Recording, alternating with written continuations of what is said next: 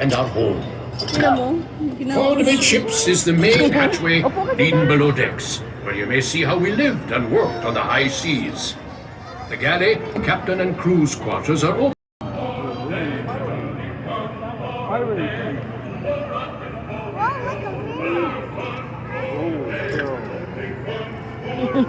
Hindi lang ang boy eh.